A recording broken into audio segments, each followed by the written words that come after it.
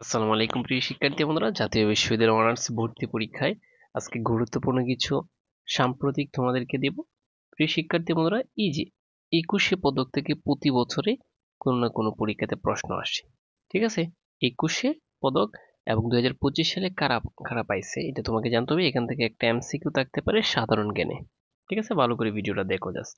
এই যে দেখো, ভাষা আর সাহিত্য থেকে 21শে পদক পাইছে শহীদুল জহির, এবং আরেকজন ব্যক্তি পাইছে ভাষা ও সাহিত্য থেকে হেলাল হাফিজ।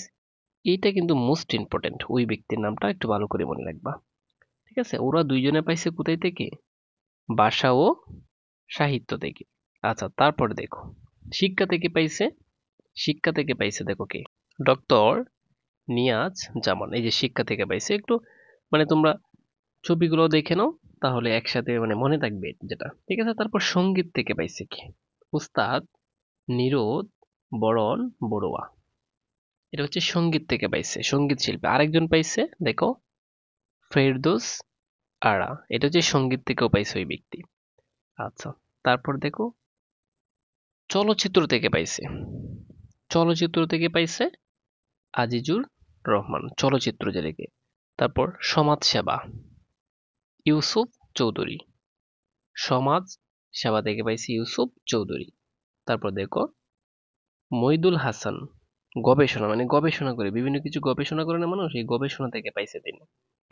আচ্ছা, তারপর দেখো শিক্ষা আর সংস্কৃত বা সংস্কৃতি বা শিক্ষা থেকে পাইছে শহীদুল আলম।